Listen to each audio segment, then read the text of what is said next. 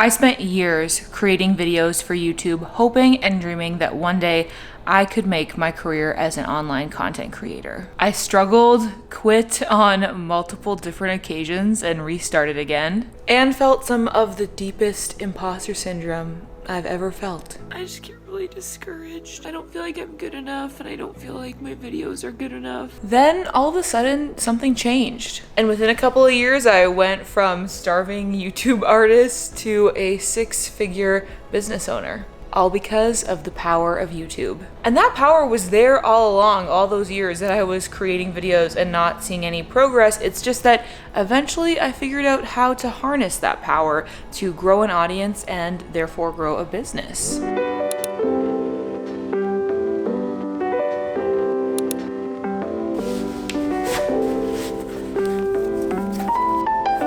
So like I said, I started this YouTube channel in 2011 and I made videos semi-regularly. Like I really dropped off the map here and there. I mean, I was in school. I was literally in high school and university ever since I started this YouTube channel until I graduated. But really, I was just like obsessed with YouTube culture. I really idolized different YouTubers. They were like my celebrities and I wanted to be like them. So I wanted to create videos like them.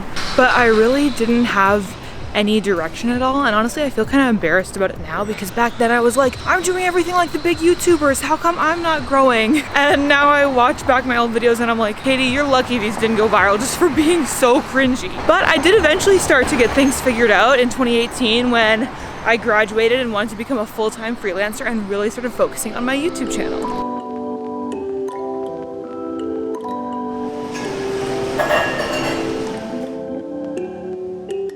I honestly can't figure out what exactly it was that all of a sudden made me like gain consciousness in the realm of YouTube. It feels like for so long I was just making stuff completely unconcerned with what might actually help me grow an audience, even though I was very concerned with growing an audience. So I can't quite figure that out, but sometime around like 2018 or so, I started doing real research into what could help me build an audience.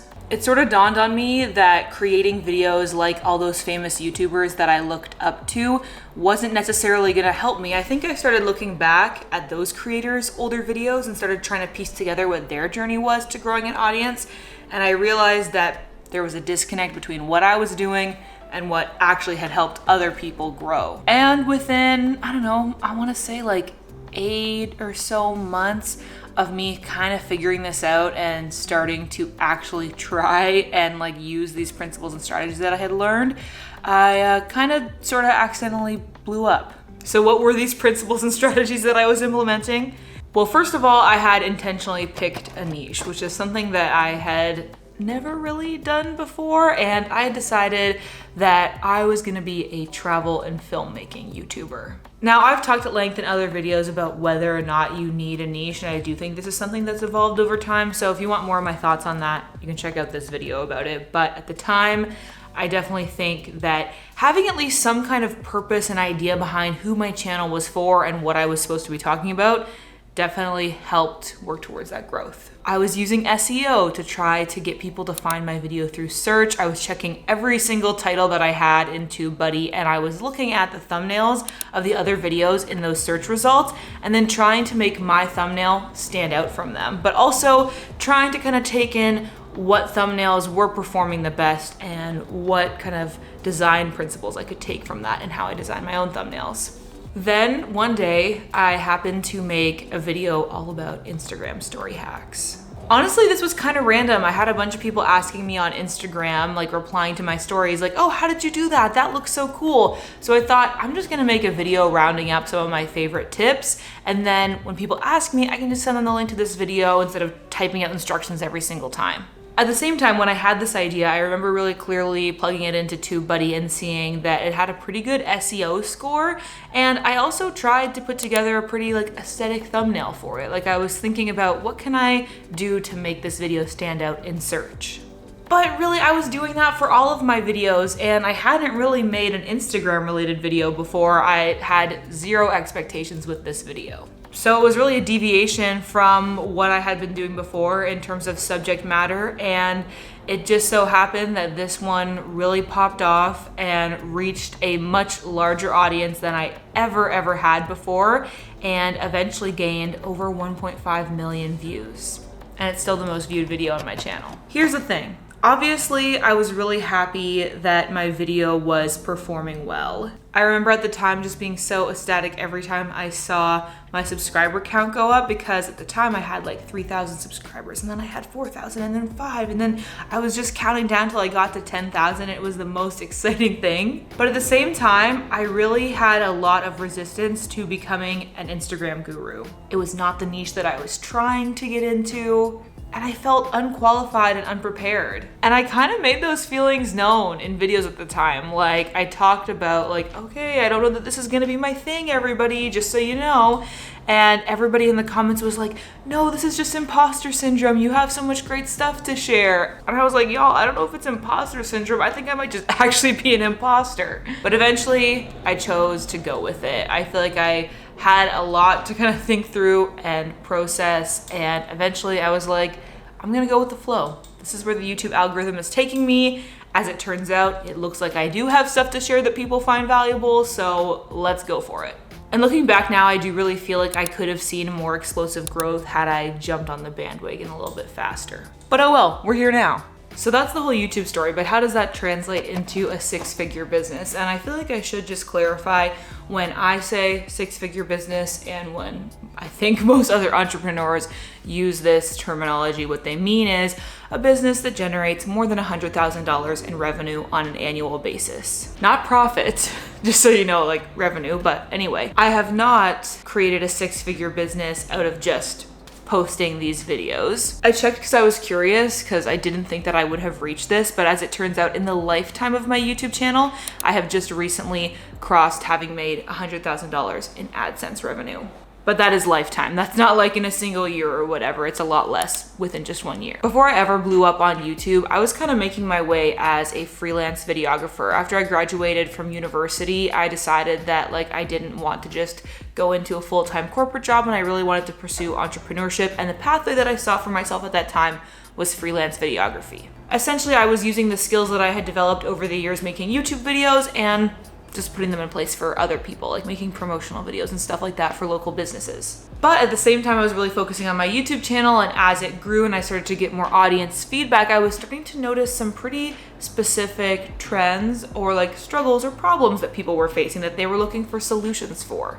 Because obviously I'd become known as an Instagram expert, people were looking for help with their Instagram strategy and content. But obviously, due to the nature of YouTube, these people were all over the world, so it's not like I could use my existing business structure and like just go in person and like film stuff for them. So I had to pivot. And I feel like it was like kind of an organic like evolution of what my business was doing, because I was already in the marketing space in terms of the types of videos that I was making. So I was just kind of moving forward to offering not just the video production, but then also the social media strategy.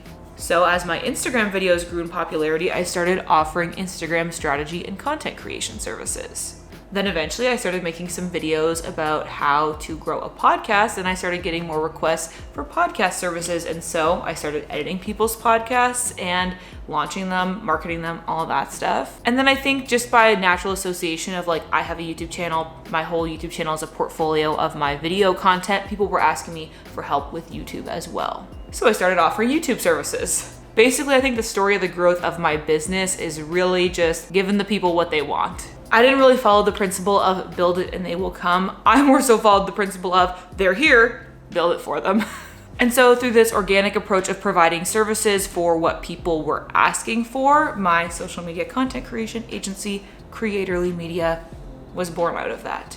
Now Creatorly has a team of 6, and we provide dozens of clients with services across the range of podcast content creation, YouTube video editing, Instagram strategy and content creation. It's all there. Now, maybe you have a skill that you might be able to turn into a service that could then in turn build a business in addition to your content online. And truly, I think that this is such an underrated path to online entrepreneurship. All of the online business gurus out there are always pushing you to like create digital products, build out a course, start a membership program. All that stuff is good, but I think that it's actually quite high level stuff that if you haven't sort of built from like the one-on-one consultation and providing services place, it's going to be a lot harder to provide value through those kind of more lofty, scalable, but kind of high-level products. Providing services is a really great sort of low barrier to entry, low overhead business model that you can then use to gain experience and gain the knowledge that you could then translate into providing a course. Think about it. If you're going to sell a course, you're going to spend like at least 100 hours, probably more, putting together course content that you can then sell. Whereas when it comes to rendering services, you're going to provide the amount of time, the amount of services that somebody has booked. So yes, in either situation, there's a lot of work to market, build an audience, etc. But when it comes to services, you're not actually doing the work until somebody has booked you to do it. And when you have a smaller audience and things are a little bit more uncertain, I think that that is a better way to go. That's what I always found, because trust me, back in the day, I tried to make a course when I had like 200 subscribers on my email list and it totally flopped. So I think that starting with services is a much more surefire way. If you have a skill that you maybe want to improve or gain more expertise on so that you can start offering it as a service in your business, then I really want to introduce you to the sponsor of today's video, Skillshare. Skillshare, as you probably know by now, is a learning platform full of thousands of classes for creative and curious people like you and me. You can learn about so many different things that could become a valuable business offering for you, or you can improve upon existing skills that you have to gain the confidence that you need to start actually charging people for them. You can learn about graphic design, social media management, copywriting, video editing. For example, you could check out this awesome course by iconic YouTuber Lily Singh titled Social Media Success, Video Storytelling on YouTube and Beyond, to learn more about how you can tell great stories in your videos or in videos that you make for clients. Plus, Skillshare is always ad-free, so there's no distractions while you're learning, and all of their courses are offered in 5 languages with captions, so you can learn in whatever language you want. If you want to start learning and improving your creative skill set, then check out Skillshare at the link in the description. The first 1,000 of you to use my unique link in the description will get 1 free month trial of Skillshare. Thanks so much to Skillshare for sponsoring this video. So ultimately, how does YouTube factor into all of this? I've talked a lot about how I eventually grew an audience on YouTube and how I grew a business providing services based on market demand. Here's where this all ties together. YouTube allows you to grow an audience of potential customers, and what's so powerful about it is if you create the right content, you will attract your perfect ideal customers. And you can use tools on YouTube, from something as basic as just reading your comments up to analyzing your analytics, to get a really good sense of what your audience / customer base might be interested in, and therefore you can offer services or eventually products based on that. Obviously, I think there needs to be a balance with any creative. Like if you just go out there purely to create content in order to generate a customer base, it might be a little bit soul-sucking. I think that you need to consider both what you like to create and what services you want to offer or products you want to offer, and then also what there is market demand for. I just think, unfortunately, too many beginner business owners set out and think, I am going to offer, a basket weaving course, and they haven't at all considered whether there's really a customer base of people willing to pay what you want to charge for that basket weaving course. So with my approach of growing a YouTube audience and kind of paying attention to what they were asking for, I was able to put together services that I knew people would want to buy because they were literally asking me to provide them. But again, if you fully take that approach, it can be a little bit overwhelming and a little bit soul-sucking. So you got to make sure that you do enjoy and love what you're providing, just for the sake of longevity and avoiding burnout. The reason why I wanted to share this story with you today is because I really believe that YouTube can be the backbone of your business beyond just the AdSense revenue or potential brand deal income.